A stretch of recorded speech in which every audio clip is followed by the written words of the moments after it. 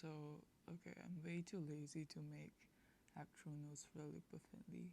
Therefore, I'm right now recording a video explaining how things kind of worked. And, okay, this is a diagram that I stole from somewhere online. Well, you can see that the process actually goes in a very weird direction. It starts from the end to the start in a way. That's why it's kind of hard to describe on paper, but I'll try to describe it right now. So this part you're seeing, this is called the descending limb. Let me find something to write down. Wait.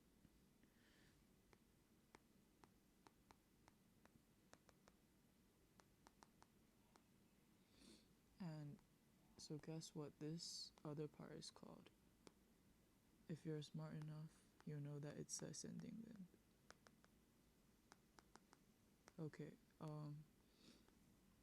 and now our step starts from here. So the first step, we have that. So the sodium ions and the chloride ions, they're moving out of the renal fluid. When I say the renal fluid, I mean it's the fluid inside the loop of Henle.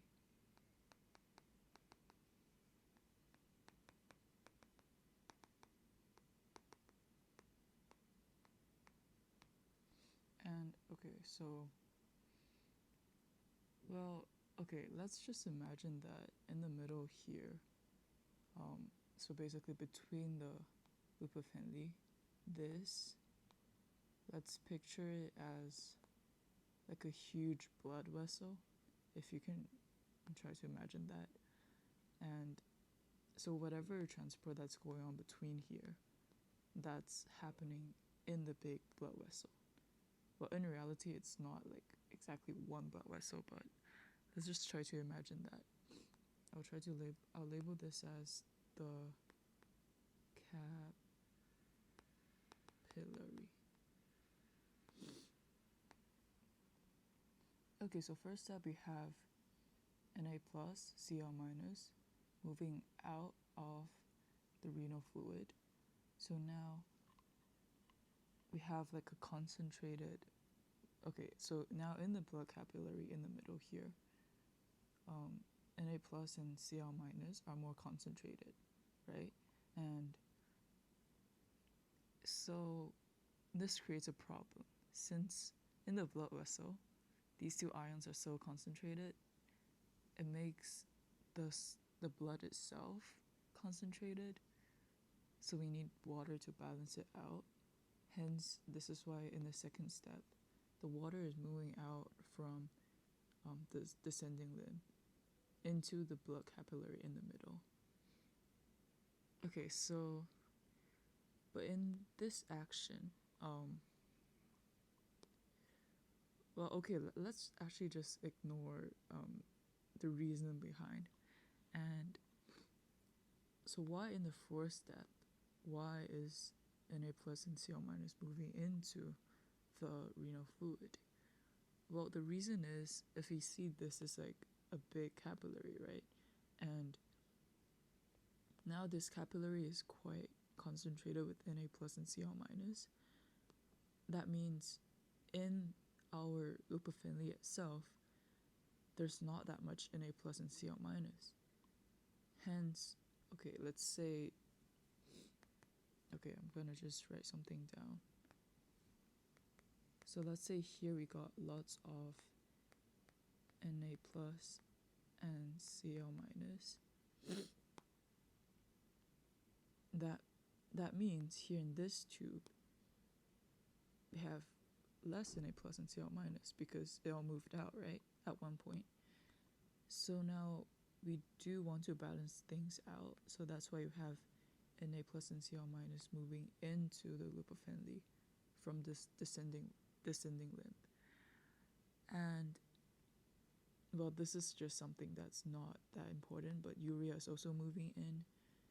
And okay, and the water just keeps moving out because NaCl keeps moving out, and essentially you don't want a super concentrated um, medulla fluid. So you do want water to flow into the medulla, basically out of the loop of Henle, to create like a somewhat um, a somewhat equilibrium liquid.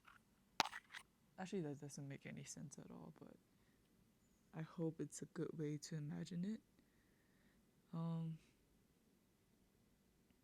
what else can I add on? Okay, let me just try to run through this entire thing again. And I know this is probably going to be a pretty bad video for anyone that is interested to watch. But, okay, so the first step, we have Na plus and Cl minus moving out for some random reason that I also don't know what. And secondly, since now there's a lot of Na plus and Cl minus, the medulla fluid here becomes quite concentrated and concentrated with solutes like this. So that's why water flows out to make it less concentrated, right? And now since water, okay, yes, water has moved out. And let's just say that because there's lots of Na plus and Cl minus in the blood capillary, due to there being a concentration gradient, so obviously in the blood capillary there's more of these two ions, and in the descending limb there's less.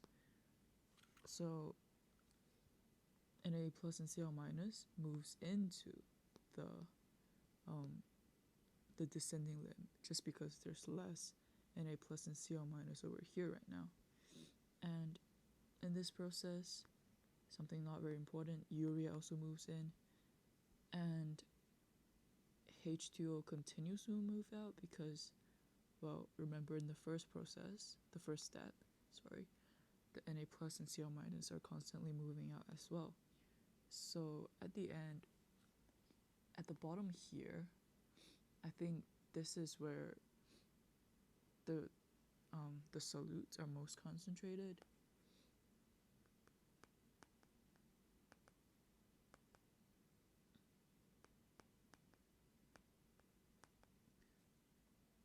Well, basically here, you imagine, because I added Na plus, Cl minus, and urea here in the fourth step, they all move down to here, right? Without moving out at all for now. So at this very point, I will have a lot of Na plus, Cl minus, and urea concentrated at the bottom of the loop of Henle. And only when I go upwards, the Na plus and Cl minus start to move out. So the solute concentration inside the ascending limb starts to decrease only at that point. So I hope this is an okay explanation. Maybe it won't help me even, but okay, that's it.